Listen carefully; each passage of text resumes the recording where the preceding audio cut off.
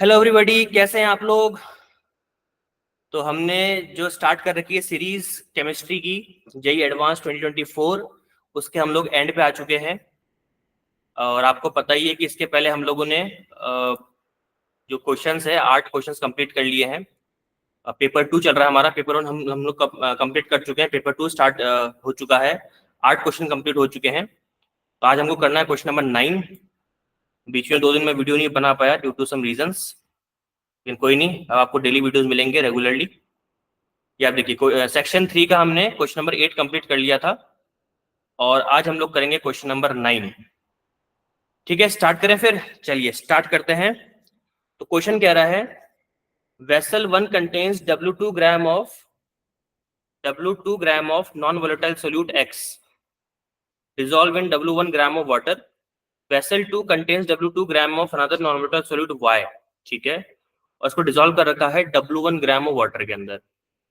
Okay, मतलब दोनों के अंदर वाटर सेम ही है। Both the vessels are at the same temperature. Okay, मतलब जो आपका टेम्परेचर है और प्रेशर है ये सेम है। एक बात तो यहाँ पे समझ में आ रही है अपने को।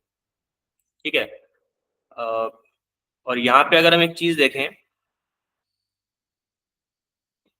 तो मोलर मास ऑफ एक्स दे रखा है आपको, वो है 80 ग्राम्स ऑफ वाई। ये हमारे लिए इंपॉर्टेंट डेटा हो सकता है इसके अंदर। The van't Hoff factor X is 1.2 times of Y, ये भी डेटा हो सकता है। ठीक है, elevation in boiling point of solution vessel 1% of. ठीक है ठीक है ठीक है। देखिए, we have two different vessels. Question को स्टार्ट करते हैं, आंसर को। तो हमारे पास में है एक तो वेसल 1, ठीक है, और एक हमारे पास में है वेसल 2। वेसल 2, ठीक है। वेसल 1 के अंदर नॉन वोलेटाइल सोल्यूट है एक्स, ठीक है, एक्स हमको दे रखा है। और वेसल 2 के अंदर हमको दे रखा है वाई। ओके, तो एक्स और वाई दो अलग अलग वेसल्स के अंदर प्रेजेंट है। एक्स का जो वेट दे रखा है आपको दैट इज W2 ग्राम। मतलब अगर मैं बात करूं तो W2X है, मतलब WX है ये। इसको एक सेकेंड हटा देते हैं। मतलब ये आपका WX कितना हो गया, दैट इज W2 ग्राम्स। और WY कितना अपने पास में, ये भी है आपका, मतलब WY की अगर हम बात करें तो ये भी है आपका W2 ग्राम्स। ठीक है, ओके। ठीक है, फिर वाटर दे रखा है आपको, इन दोनों को अपन ने डिजोल्व कर रखा है वाटर के अंदर।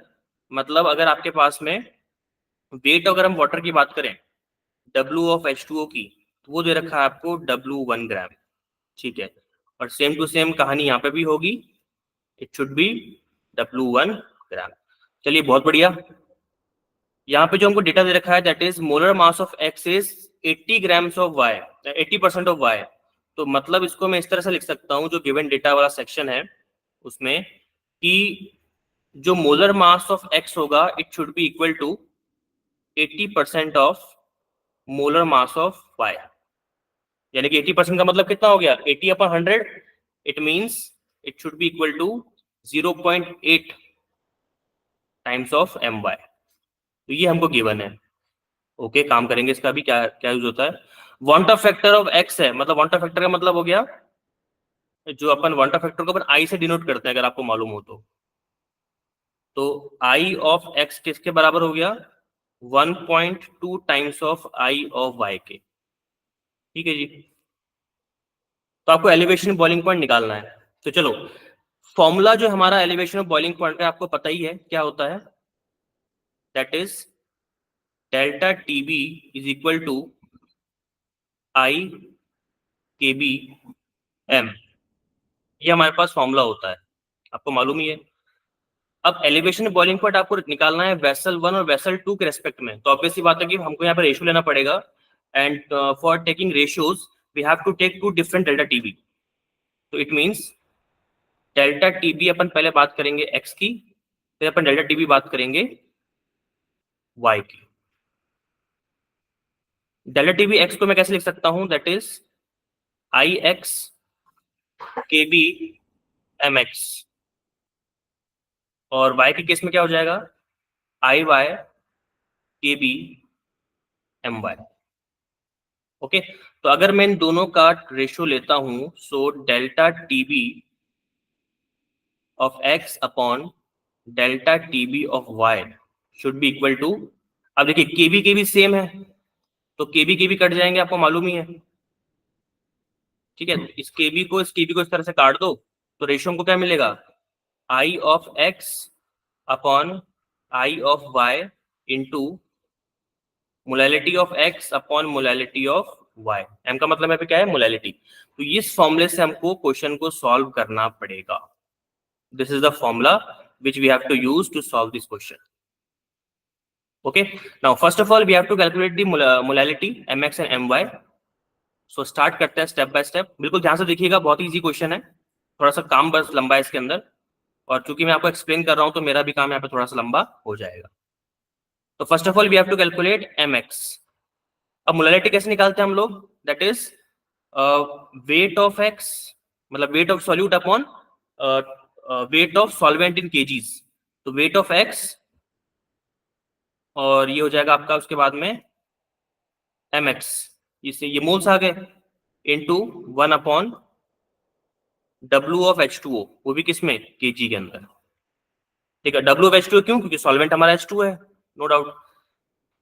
तो W ऑफ x आपको कितना दे रखा है बताइए, W ऑफ x हमको दे रखा है, इसको मैं अगर वैल्यूज अलग पेन से लिखूं तो यहाँ पे अपन लिख सकते हैं इसको W1 ग्राम्स, mx कितना है, देखो ये रहा mx, आ गया ना काम यहाँ पे डेटा, 0.8 टाइम्स ऑफ my, ये हो जाएगा आपका 0.8 times of my into 1 upon WH2O KG में चाहिए हमको, तो ग्राम में दे रखा था, देखो W1 ग्राम में, तो केजी में कन्वर्ट करने के लिए अपन क्या करेंगे, डिवाइड कर देंगे 1000 से, तो इसको आप लिख सकते हो W2 into 10 to the power -3 kg। तो ये हमारे पास आ गया जी mx। अच्छा ठीक है, तो my भी निकाल लेते हैं, my भी निकालना कोई बहुत बड़ी बात नहीं है, तो इतना बड़ा टास्क नहीं है, निकाल लेते हैं इसको भी। तो सॉरी स्मॉल m लिखेंगे ना, तो my is equals to wy upon my into 1 upon WH2O kg। wy कितना है, वही सेम दे रखा था अपने को, आपको याद ही होगा, तो W1 ग्राम के अंदर अपॉन my, तो my है उसको वैसे रहने दो, इंटू और वेट ऑफ H2 कितना हो जाएगा, that is W1 into 10 to power -kg। Now we have now mx and my, आप देख सकते हो दोनों अपन ने निकाल लिए हैं और फॉर्मूला अपन पुट करेंगे, आपको मालूम ही है। तो चलो स्टार्ट करते हैं, फिर इसका आंसर क्या होना चाहिए अपन देख लेते हैं जी। तो अगर मैं यहां से आपको mx अपॉन my का वो निकाल के बताऊं रेशियो, जो कि अपन यूज करेंगे उस फॉर्मूले के अंदर, तो mx अपॉन my क्या हो जाएगा, mx देखो mx अपॉन my को जब अपन लेंगे तो W1 ग्राम से W1 ग्राम कट गया, my से my कट गया, और 1 अपॉन W2 इससे ये वाला पूरा पोर्शन कट गया, तो बचा क्या अपने पास में, अपने पास बचा 1 अपॉन 0.8 यानी कि 10 अपॉन 8। चलो फिर फॉर्मूले में इसको यूज करते हैं। सो अकॉर्डिंग टू फॉर्मूला हमारे पास में गिवन था ही, आप जानते ही हो, delta TB of X upon delta TB of Y. और क्या था जी फॉर्मूला इसके अंदर, I X upon I Y, ये रहा देखो I X upon I Y. अब I X upon I Y भी देख लेते ना, तो I X is equal to 1/2 of I Y, तो इसको मैं क्या लिख सकता हूँ, I X upon I Y will be equal to 1/2, बस काम खत्म। काम कैसे खत्म, इज इक्वल टू 1.2 इंटू 10/8, 10/8 इस तरह से। तो देखिए यहां से पॉइंट हटाया, नीचे 10 लगा तो 10 से 10 कट गया, तो 12/8 कितना होता है, 4। आंसर आ गया जी 4 आपका।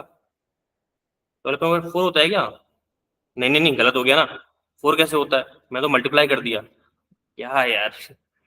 8 करेंगे तो इसको यह आ जाएगा 1.5, सॉरी यह आ जाएगा 1.5। और आपको निकालना है परसेंटेज, है ना, परसेंटेज अगर आप निकालोगे तो परसेंटेज निकालने के लिए 1.5 को आप 100 से क्या कर दो, मल्टीप्लाई कर दो, तो आंसर कितना आ जाएगा 150%। तो this is the answer. Answer आ चुका है अपने पास में। वेसल 1 जो एलिवेशन ऑफ बॉइलिंग पॉइंट जो होगा वेसल 1 का, वो 150% होगा वेसल 2 के, 150%। तो इसका जो सही आंसर है वो 150 है, और एडवांस का जो आंसर की आई थी उसमें अगर आप चेक करोगे तो भी आपको 150 ही मिलेगा। ठीक है, तो ये बहुत ही बढ़िया क्वेश्चन था, बहुत ही अच्छा क्वेश्चन था। क्योंकि मैंने आपको समझाया है इसलिए इसमें टाइम लग रहा है, या फिर जो भी टाइम लगा है इसमें लगा है। अदरवाइज क्वेश्चन बहुत ही इजी है और बहुत ही कम टाइम में आप सॉल्व कर सकते हो। अगर ये फालतू की फॉर्मेलिटी आप ना करो फॉर्मूला लिखने की और ये सब करने की, आपको बस डायरेक्टली कैलकुलेशन करनी है और आपको आंसर निकाल देना है। ओके एवरीवन, तो थैंक यू सो मच। अभी भी कह रहा हूं, जिन लोगों का मन है नेक्स्ट ईयर जेई एडवांस को फोड़ने का, अच्छे मार्क्स लेके आने का, केमिस्ट्री में नहीं रुकने का, वो मेरा सेशन ज्वाइन कर सकता है, मेरे क्लासेस ज्वाइन कर सकता है। आपको डिस्क्रिप्शन में लिंक मिल जाएगा मुझसे कांटेक्ट करने का, व्हाट्सएप लिंक, वहां पे आइए, कांटेक्ट कीजिए और अपन एक साथ फोड़ते हैं जेई एडवांस को। ठीक है जी, thank you so much everybody, मिलते हैं नेक्स्ट सेशन में। All the very best, thank you very much.